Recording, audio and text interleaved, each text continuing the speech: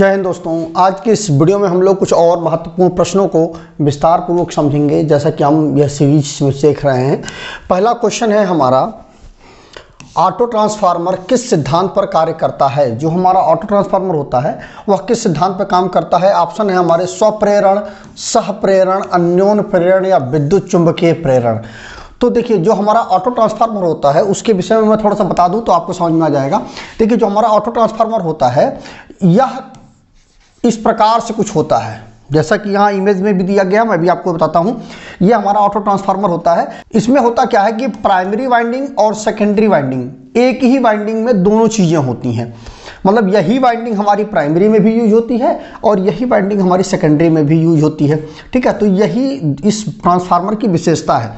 तो कुल मिलाकर के ये बात हुई कि एक ही वाइंडिंग प्राइमरी और सेकेंडरी के लिए यूज होती है, तो यह स्वप्रेरण के सिद्धांत पर काम करता है। मतलब इसमें क्या होता है, इस प्रकार से बाइंडिंग होती है, एक ही बाइंडिंग होती है। इसमें देखिए, यह हमारी इसके बीच में हमारा प्राइमरी वाइंडिंग होती है। और अब यहाँ पर क्या होता है कि देखिए, एक को हमने मान लिया यह न्यूट्रल के लिए हमने इसको यूज कर लिया। देखिए, ये जो हमारा ऑटो ट्रांसफार्मर होता है, यह जैसे कि हमारा जो स्टेबलाइजर होता है ना, जो स्टेबलाइजर होता है, इसमें हमारा ट्रांसफार्मर यूज होता है, ऑटो ट्रांसफार्मर। इसमें क्या होता है कि वोल्टेज को अप डाउन इससे हम कराते हैं। तो इसमें क्या होता है कि देखिए, एक यह जो मान लीजिए हमारा न्यूट्रल के लिए यूज कर लिया ना हमने, अब उसके बाद जो एक पे हम क्या करते हैं, टैप की तरह हम यूज करते हैं। इस प्रकार से हम टैपिंग निकाल देते हैं अलग अलग जगह पर। अब यहाँ पर मान लीजिए जो भी हमारी वोल्टेज आ रही है, ठीक है, इनपुट की हमारी जो भी वोल्टेज आ रही है। अब देखिए, यहाँ पर क्या है कि ये टैप मान लीजिए हमने इस जगह पे रख दिया। अब क्या होगा कि इसके और इसके बीच में जो वोल्टेज आएगी, क्योंकि देखिए यहाँ पर सीधे मान लीजिए यहाँ पर हमारी 220 वोल्ट आ रही है, तो यहाँ से यहाँ के बीच में सीधे सीधे हमने पूरी देखिए सीधे हमारी 220 वोल्ट हमें मिल जाएगी। अब अगर इसको हमने यहाँ से यदि हमने लिया तो क्या हो जाएगा, इतना रजिस्टेंस बीच में आ जाएगा ना, इतना रजिस्टेंस बीच में आएगा तो कुछ वोल्टेज ड्रॉप होगा। तो हो सकता है ये 210 वोल्ट ही हमको मिले, ठीक है, 210 वोल्ट ही मिले। अब मान लीजिए यहाँ पर हमने ले लिया तो इतना रजिस्टेंस बीच में आएगा, तो इतना रजिस्टेंस आएगा तो हो सकता है ये 200 वोल्ट ही हमको मिले। यहाँ पर जब हम इस तरह से काउंट करेंगे तो 210 वोल्ट ही मिले।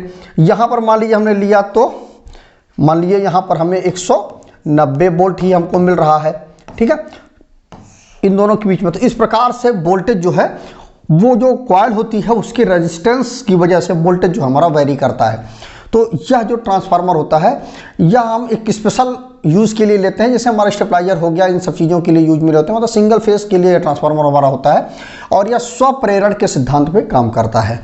अगला क्वेश्चन है, कौन से परीक्षण के द्वारा ट्रांसफार्मर की लौ हानियाँ पता की जाती हैं। ट्रांसफार्मर में जो आयरन लॉस होते हैं उनको पता करने के लिए फुल लोड पर, कम लोड पर, शॉर्ट सर्किट टेस्ट पर या ओपन सर्किट टेस्ट पर इसको पता करते हैं। तो देखिए, जो हमारा आयरन लॉस होता है उसको पता करने के लिए क्या करते हैं कि जो हमारा सेकेंडरी साइड होता है ना, उसको हम ओपन छोड़ देते हैं, और जो हमारा प्राइमरी साइड होता है उधर से हम सप्लाई देते हैं और उसको हम सेकेंडरी साइड पर ओपन छोड़ करके हम इस प्रकार से काउंट करते हैं। तो यह जो होता है हमारा, यह ओपन सर्किट टेस्ट के अंतर्गत हम जो आयरन लॉस है उसको पता करते हैं। तो ये जो वाट मीटर, एनर्जी मीटर लगा हुआ, यदि आप इसके ऊपर बोलेंगे तो मैं पूरी वीडियो बना दूंगा कि कैसे ये ओपन सर्किट टेस्ट करते हैं।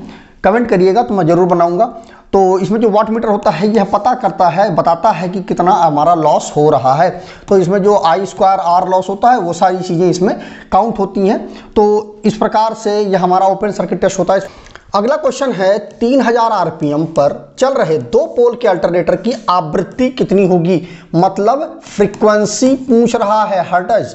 तो इसका जो फॉर्मूला होता है वो होता है N = 120 F/P होता है, ठीक है। तो N हमारा कितना है, RPM हमारा नंबर ऑफ RPM, ये NS होता है। तो RPM कितना है हमारा, 3000 है, = 120। यह जो 120 होता है ये फेस एंगल होता है। मतलब कि जो हमारी तीनों वाइंडिंग होती है ना, इनके बीच में ये जो होता है हमारा 120 डिग्री का फेस एंगल होता है। मतलब तीनों के बीच में 120 डिग्री का फेस एंगल होता है।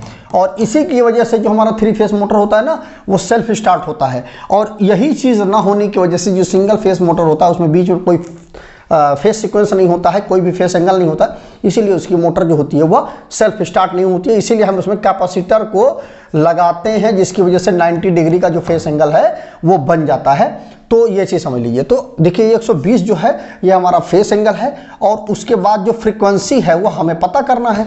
और बटे पोल हमारा कितना है, 2 पोल दिया गया है तो 2 पोल लिख दिया हमने, ठीक है। तो हम इसके बटे 1 कर देंगे, तो आ जाएगा 120 गुणे फ्रीक्वेंसी इज इक्वल टू 3002 गुणे 2, 3000 गुणे 2, तो 120 F इज इक्वल टू 6000, ठीक है। 3000 गुणे 2 6000 हो जाएगा, तो F इज इक्वल टू हो जाएगा 6000 बटे 120, ये 0 से ये 0 कट जाएगा, अब 12 पंचे 60 और एक 0, तो कितना हुआ हमारा 50 हर्ट्ज